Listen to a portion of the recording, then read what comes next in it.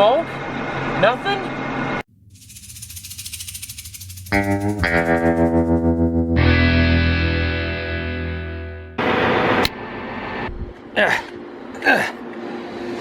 That's gonna be a problem. I guess I'll work on this one first for right now. If there's one thing I love doing on a cold, windy, wet day, it's crawling around in the mud on my knees underneath this steel frame and checking tire pressures.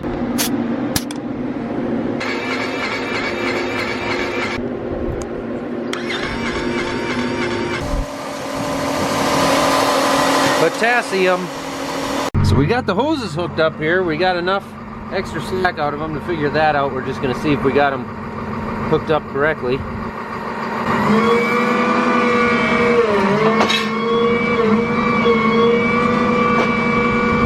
That one is correct. The red one is correct. Yep. Number 2 is correct. The green one is right. What's the other color you got plugged in?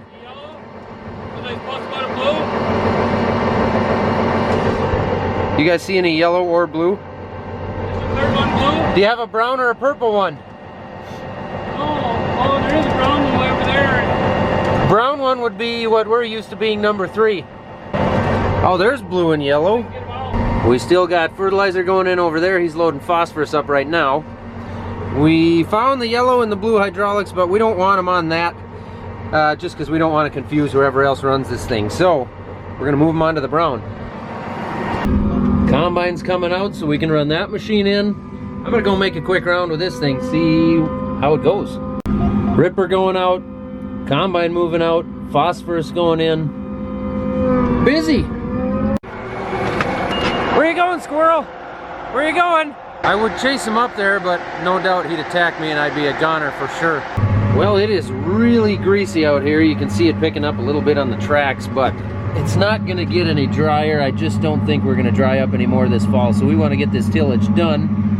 You can see I got my cruise control set here at 5.6. It's pulling it all right, and I think we could even get it a little bit shallower. I think it's going plenty deep. I haven't jumped out to check yet, but I got my actually John Deere auto steer going right here on the 2630. Thank you to Reichart Innovative Electronics. I think I said that correctly. They got that up and going, so I'm actually using our 2630 Deere monitor to run the auto steer. Everything else to control the tractor is over here, so I got the hydraulic controls and the cruise control over here. And there, we're getting down into the grease. It's wet out here. I don't like it.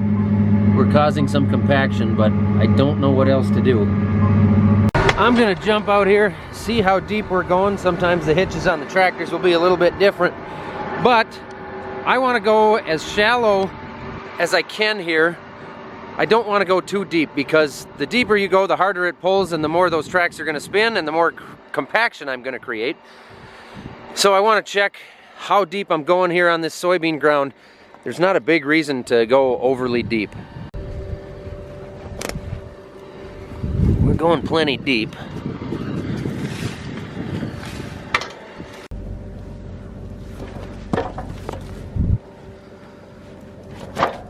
We're not going overly deep, but just because of how slimy it is out here and the fact that we've got a slightly smaller frame tractor with narrower tracks in front of this 2730 Ripper, I'm just going to raise it up a little bit just to take some of that slippage out of it.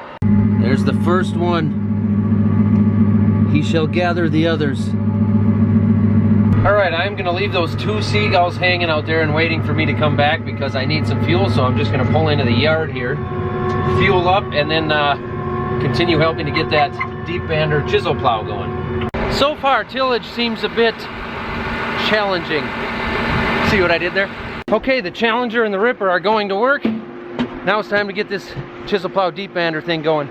Led by Kirk Cousins, he has 2,521 passing yards, most in team history through 8 games.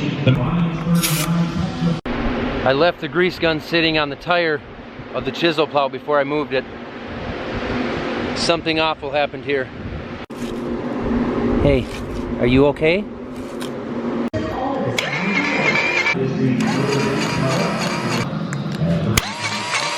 Not only does this thing have a lot of tires and grease zerks to maintain, We also end up maintaining the meter rows a lot underneath here in the cart because of the corrosiveness of the fertilizer. When that fertilizer picks up moisture, it gets really, really corrosive and it causes a lot of things to rust. So I need to drop the meter rolls out of there, make sure I spray them down, make sure everything is rolling nice and free.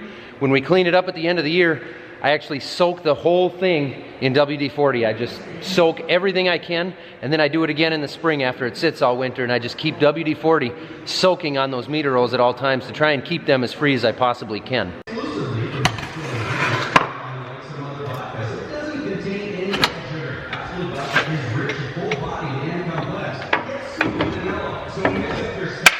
So far everything is moving nicely. And we've had some visitors to the inside of the meter roll. That's nice. So this is where we can turn the meters on and off. This is where we have the biggest issue with corrosion. Getting these to stay open and free. So I frequently, of course, use this WD-40 multi-use product. It's of course available with this easy to use stainless steel flexible straw, so that you can get into hard to reach places.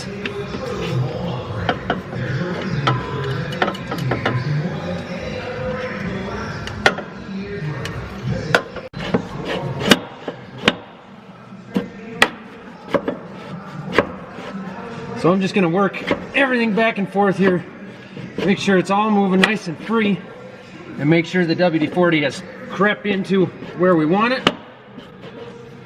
Everything seems to be moving. I got to push it a little bit harder than I want to, but that's pretty standard procedure. I hate mice. I hate mice.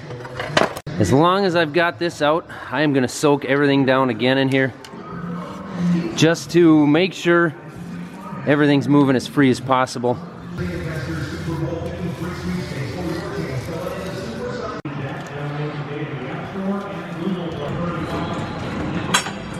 For those of you who don't know, WD-40 actually displaces water. That's why it works so well in this situation. This is a great application to use it for. If it wasn't for WD-40 and we didn't apply anything to this stuff and just let the fertilizer sit in it for a year, this stuff would be junk. It would be completely corroded and pitted and shot. So we've got to wash this stuff out really, really good once we're done using it in the fall. We wash it out really good with a pressure washer, bring it in here, let it dry for a couple days, and soak the heck out of it with this WD-40. Everything looks pretty good. I think this thing is ready to go. Time to take it out there and get some mud on it. Vikings win. Let's get through this mud, out to the field, and see what this thing's got. He's gotten a few acres covered with that Challenger already. Looks like the seagulls have found him.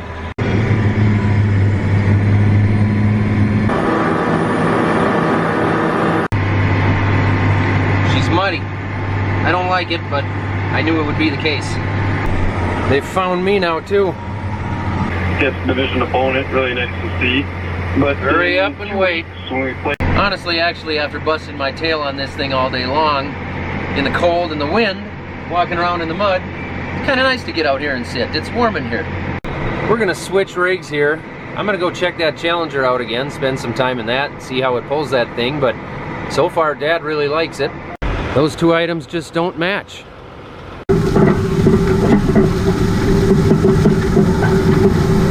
Jumping back in this thing after spending a lot of time in the Deeres lately, I gotta say, it's quieter in here for sure.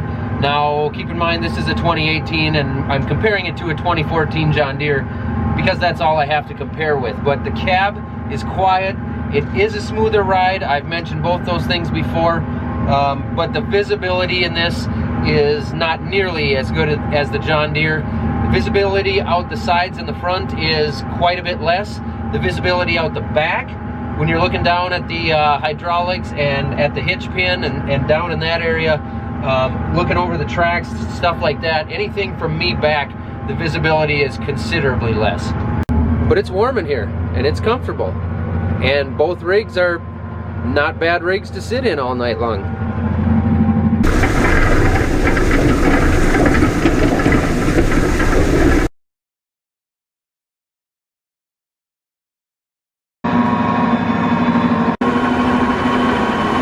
Some of you are probably wondering why we're not running those front disc blades down. And the reason is because on this soybean stubble, we just don't feel that it's necessary. They're just going to create some extra compaction, take some extra power, maybe cause the tractor to spin a little bit more, which would be extra compaction as well. We don't need to cut up any stalks or throw out any big heavy roots like we do on the corn stalks. So we're just not running them. We just don't feel it's necessary. This thing's doing a pretty good job on this soybean ground the way it is.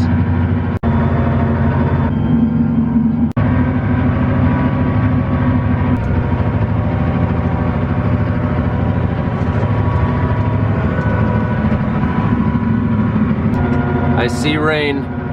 It's not heavy rain, but I see rain. Final trip across the field. We're gonna finish up about 200 acres with these 2 rigs this afternoon. It's getting close to midnight. There's still some rain coming down. It's not actually supposed to really rain tonight, but it definitely is supposed to rain tomorrow. I would say, judging by the looks of it, it's muddy out, and we've been driving around on an awful lot of mud for the last few days. For today, that does it. We got a little bit of soybean tillage left to go yet. It's gonna keep us busy for a few days here.